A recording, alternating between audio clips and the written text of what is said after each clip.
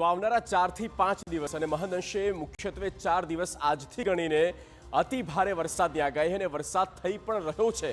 ઘણા બધા જગ્યા પર અત્યારે વરસાદ થયો તેનો આપણે રિપોર્ટ પણ બતાવ્યો, પણ હવે આવનારા સમયમાં હવામાન વિભાગનો ફોરકાસ્ટ શું છે તે આપણે આ બિગ વોલ પર અમે બતાવવા જઈ રહ્યા છે।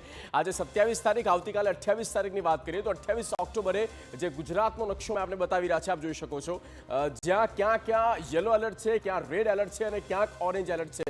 સૌથી પહેલા રેડ એલર્ટ જ્યાં છે એ જિલ્લાની જો આપણે વાત કરીએ તો આ 2 જિલ્લાનો સમાવેશ થાય છે અને જે સૌરાષ્ટ્રનો દક્ષિણનો જે આખો પટ્ટો છે એટલે કે એ તમામે તમામ જગ્યા પર ભારેથી અતિ ભારે વરસાદની આગાહી કરવામાં આવી છે। અને ત્યારબાદ આગળ વાત કરીએ તો જ્યાં યલો એલર્ટ અપાયું છે અને તેવામાં દક્ષિણ ગુજરાતનો આખો જુઓ પટ્ટો છે, પણ ઓરેન્જ એલર્ટ છે તો નવસારી, સુરત, ભરૂચ અને આણંદ જ્યાં અતિ ભારે વરસાદ થઈ શકે છે। અને સાથે સાથે સૌરાષ્ટ્રની વાત કરીએ તો બોટાદ અને જૂનાગઢ પણ છે, ત્યાં પણ અતિ ભારે વરસાદની આગાહી આપવામાં આવી છે। તો 28 તારીખનો ફોરકાસ્ટ છે। આ જે જિલ્લા દેખાઈ રહ્યા છે ઉત્તર ગુજરાત અને પૂર્વ ગુજરાત જે છે ત્યાં કોઈ વરસાદની ખાસ એટલી મોટી આગાહી નથી, ભારે વરસાદની કોઈ ચેતવણી આપવામાં આવી નથી।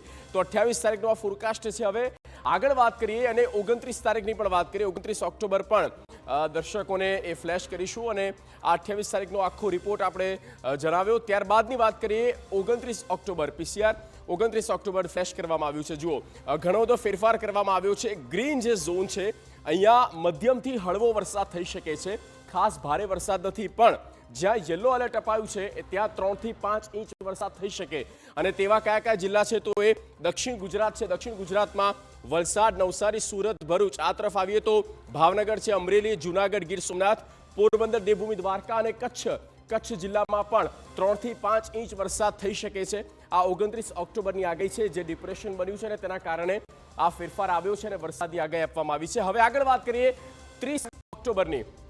30 ઓક્ટોબરનો ફોરકાસ્ટ શું કહે છે તો જુઓ આપની સ્ક્રીન પર છે। 30 ઓક્ટોબરે થોડો અહીંયા ફેરફાર થયો છે અને મોટો ફેરફાર જે દેખાઈ રહ્યો છે મોસ્ટલી તે ભાવનગર અને અમરેલી, આ બંને જિલ્લા અત્યારથી જ પ્રભાવિત થયા છે અને આવનારા હજી 48 કલાક ભાવનગરવાસીઓ માટે, અમરેલીના લોકો માટે હજુ પણ ભારે વરસાદની શક્યતા 30 ઓક્ટોબરે પણ દેખાઈ રહી છે। કોઈક સુરક્ષિત હોય તો આપણે આ જોઈ શકીએ છીએ, આખો ઉપરનો જે પટ્ટો છે પૂર્વ મધ્યથી લઈને ઉત્તર સુધી ત્યાં કોઈ હેવી રેનફોલ અત્યારે દેખાતું નથી, પણ જ્યાં યલો એલર્ટ અપાયું છે એ છે દક્ષિણ ગુજરાત અને દક્ષિણ ગુજરાતની સાથે સાથે દક્ષિણ સૌરાષ્ટ્ર। દક્ષિણ સૌરાષ્ટ્ર એટલે જે લો લાઇન એરિયા છે, તટીય જે વિસ્તાર છે, ત્યાં અતિ ભારે વરસાદની આગાહી કરવામાં આવી છે। ત્યારબાદની વાત કરીશું 31 ઓક્ટોબરની પણ વાત કરી લે। જુઓ 31 ઓક્ટોબરે શું છે તો આખા તમામે તમામ 34 જિલ્લામાં યલો એલર્ટ અપાયું છે।